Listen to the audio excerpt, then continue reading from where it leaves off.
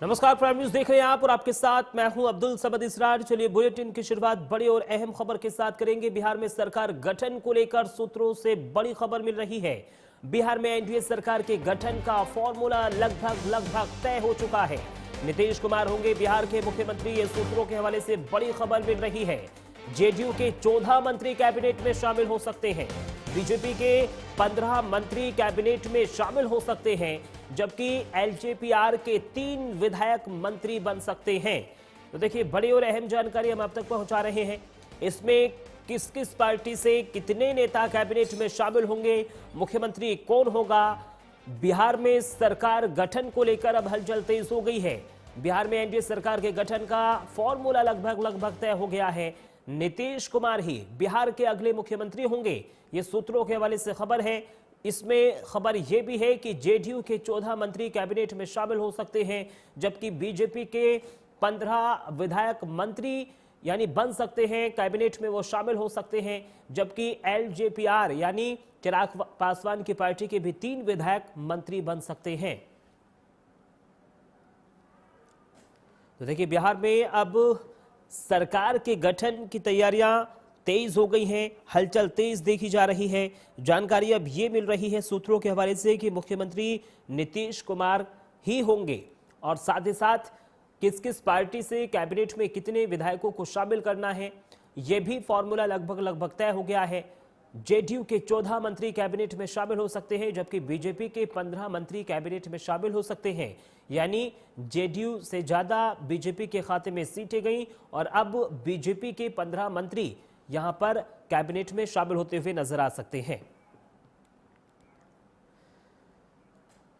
और चलिए आगे बढ़ेंगे। बिहार में सरकार गठन को लेकर हलचल तेज। कल बीजेपी विधायक दल की बैठक संभव मानी जा रही है। कल जेडीयू विधायक दल की भी बैठक संभव है, ये सूत्रों के हवाले से खबर है।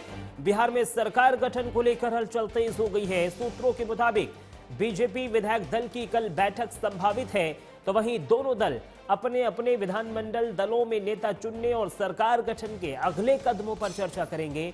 जल्द ही मंत्रिमंडल के आकार और पदों का बंटवारा भी सामने आ सकता है। तो देखिए, कल बीजेपी विधायक दल की बैठक है संभव, ये सूत्रों के हवाले से खबर है, क्योंकि अब बिहार में सरकार का गठन होना है, कैबिनेट का विस्तार होना है। किन किन विधायकों को कैबिनेट में शामिल होंगे, उनका नाम यहां पर सामने लाया जाएगा, उनका नाम प्रस्तावित रखा जाएगा। और अब कल यानी बीजेपी विधायक दल की यह बैठक संभव है। कल जेडीयू विधायक दल की बैठक भी संभव मानी जा रही है। और सुरजीत कुमार हमारे संवाददाता पटना से लाइव जुड़ रहे हैं। और सुरजीत, क्योंकि देखिए, अब जो सरकार का गठन है उसको करने के लिए हलचल तेज होती हुई जा रही है। कल बीजेपी विधायक दल की बैठक है, क्या कुछ फॉर्मूला तय होगा सरकार गठन को लेकर इस बैठक में? समझ बिल्कुल जिस तरीके से बीजेपी और एनडीए गठबंधन ने यहाँ पे जीत हासिल की है, और उसको लेकर के अब जो है सरकार बनाने की स्थिति जो है बनती नजर आ रही है। और अब इसका फॉर्मूला जो है कहीं कहीं से तय होता हुआ नजर आ रहा है। और अगर सूत्रों की माने तो जेडीयू की तरफ से 14 जो है मंत्रिमंडल में 14 सदस्यों को जगह दी जाएगी, और वहीं बीजेपी को 15 जो है मंत्री बीजेपी कोटे से बनाए जाएंगे। वहीं अगर लोजपा रामविलास की बात करें तो लोजपा रामविलास के जो है 3 जो है मंत्री बनते हुए नजर आएंगे यहाँ पे, और एक जो है उप मुख्यमंत्री। यहाँ पे सूत्रों के हवाले से खबर है कि एक उप मुख्यमंत्री जो है लोजपा रामविलास की पार्टी से बनेंगे। वहीं अगर जीतनराम मांझी की बात करें तो जीतनराम मांझी की पार्टी से भी एक मंत्री बनाए जाने की सूचना अभी तक मिली है। और जो है राष्ट्रीय लोक मोर्चा के उपेंद्र कुशवाहा है, उनकी पार्टी से भी एक मंत्री यहाँ पे बनाए जा सकते हैं। जी सुरजीत, क्योंकि देखिए, आपने अभी डिप्टी सीएम की बात की, क्या अभी उस डिप्टी सीएम का नाम सामने आ चुका है? कौन डिप्टी सीएम हो सकता है? एक होंगे या फिर 2 होंगे? क्योंकि जहां जहां बीजेपी की सरकार है उन राज्यों में अधिकतर 2 डिप्टी सीएम हैं। क्या बिहार में भी यही फार्मूला होगा?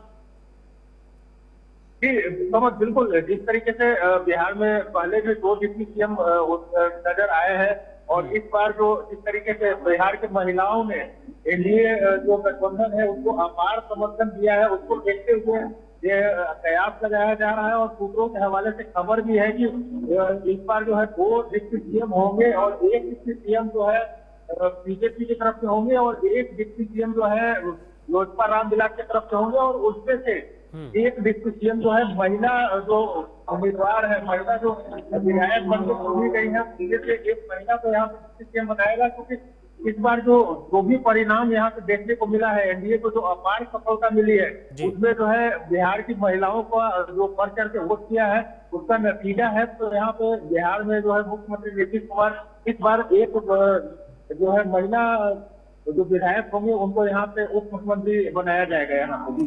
चलिए, बहुत बहुत शुक्रिया तमाम जानकारी हमारे साथ साझा करने के लिए सुरजीत।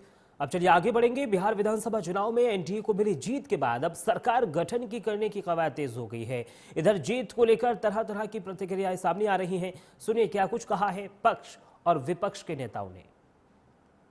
लोकतंत्र की जननी की भूमि बिहार में निवास करने वाले हर बिहारी ने लोकतंत्र की रक्षा के लिए अपना जनादेश दिया है, और ये जनादेश साफ है कि जो लोकतंत्र का हत्यारा है, लोकतंत्र में बाधक बनता है, संवैधानिक संस्था का अपमान करता है, उसको यही सजा मिलती है।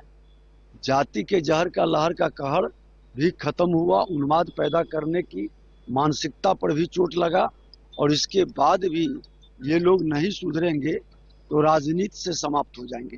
निश्चित रूप से बिहार की जनता ने प्रधानमंत्री श्री नरेंद्र मोदी जी की विकास विश्वास की नीति को आगे बढ़ाया। रंगदारी, दादागिरी, गैंगिज्म को पीछे फेंककर नरेंद्र मोदी जी और नीतीश कुमार की विकसित बिहार की योजना पर मोहर लगाई है। एक तो दिल्ली जा रहे हैं, क्यों दिल्ली जा रहे हैं उसमें आपने अपना अर्थ लगा दिया। ठीक है कि चुनाव अभी हुआ है और जनता ने प्रचंड बहुमत दिया है, तो जनता को हमने बार बार, जो महान मतदाता मालिक हैं, उनको अपनी पार्टी की ओर से, एनडीए की ओर से धन्यवाद दिया है। और स्वाभाविक रूप से जब नया चुनाव हुआ है तो फिर से नई सरकार के गठन की औपचारिकता पूरी की जाएगी। तो औपचारिकता पूरी की जाएगी, इसके लिए आपको थोड़ा इंतजार करना पड़ेगा। अगले 2-4 दिनों में आपको बिल्कुल स्पष्ट रूप से बात सामने आ जाएगी, मिल जाएगी कि कैसे क्या होना है या क्या कैसे हुआ। 2-4 दिन में हम सब लोग उस परिणाम तक पहुंच जाएंगे। और देखिए, रिजल्ट सचमुच चौंकाने वाला है। हम लोगों को भी ये उम्मीद नहीं थी कि हमारा परफॉर्मेंस, हमारे गठबंधन का, अब तो मैं कांग्रेस में नहीं हूँ लेकिन वेल विशर हूँ कांग्रेस की पॉलिसीज का, आइडियोलॉजीज का। मैं था पोलिंग के अंतिम समय तक मैं था कांग्रेस में, तो रिजल्ट सचमुच हम लोगों के लिए भी चौंकाने वाला है। वोट चोरी का जहां तक मामला है, उसमें मैं कह सकता हूं कि ईवीएम में गड़बड़ी हो सकती है, जिसके बारे में मैं नहीं कह सकता कि ईवीएम टैंपर हुआ नहीं हुआ, ये मेरा टेक्निकल हमको नो हाउ नहीं है, लेकिन संदेह होता है ईवीएम के बारे में। लेकिन ग्राउंड लेवल पे सारे डिफरेंट कास्ट, डिफरेंट कम्युनिटीज के लोग सब मिल के एक जगह के लिए काम करें, एक पार्टी के लिए, तो मुझको ये कुछ प्रैक्टिकल नहीं लगता है कि हर समाज के लोग हैं। हमारे एडमिनिस्ट्रेशन में भी, डिस्ट्रिक्ट में कम से कम 5000 आदमी काम करने वाला होता है, और डिफरेंट कास्ट और डिफरेंट क्रीड के लोग होते हैं। चलिए आगे बढ़ेंगे। पूरे पश्चिम बंगाल में बीजेपी की ओर से एसआईआर में लोगों की मदद करने के लिए कैंप लगाए जा रहे हैं। कुछ दिनों में पूरे बंगाल में कैंप शुरू हो जाएगा। सुनिए एसआईआर को लेकर केंद्रीय मंत्री सुकांत मजूमदार और दिलीप घोष ने क्या कुछ कहा है। देखिए, पूरे बंगाल में एसआईआर में लोगों की सहायता, हेल्प करने के लिए भारतीय जनता पार्टी की तरफ से इस तरीके की कैंप लगाए जा रहे हैं, जहां पे हम जनता को, आम आदमी को हेल्प कर रहे हैं कि फॉर्म फिलअप में उनको कोई दिक्कत ना आए। तो इसलिए यहाँ पे भी एक कैंप शुरू हुआ। पूरे बंगाल में ऐसे कैंप शुरू हो जाएगा कुछ दिनों के अंदर, और ऐसी कैंप इस टाउन में भी और बाकी जिले की बाकी हिस्सों में भी होगा।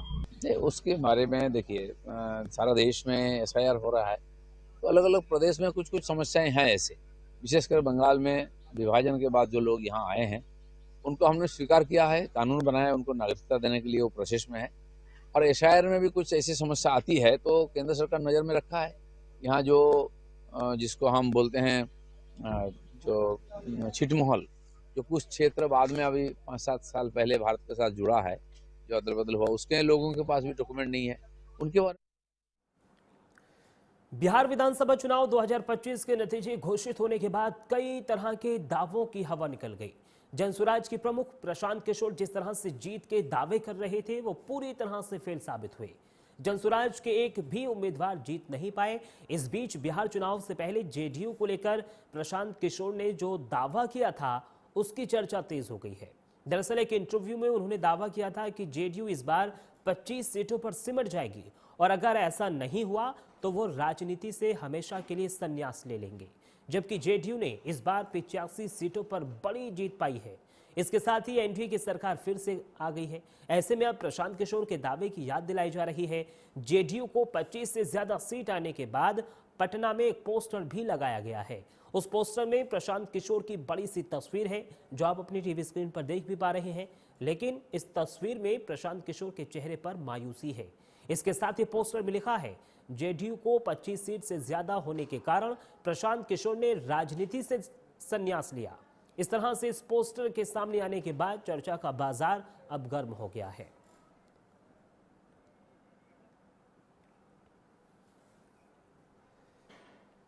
बिहार विधानसभा चुनाव में मिली बड़ी जीत के बाद राष्ट्रीय लोक मोर्चा के अध्यक्ष उपेंद्र कुशवाहा नीतीश कुमार से मिलने पहुंच गए।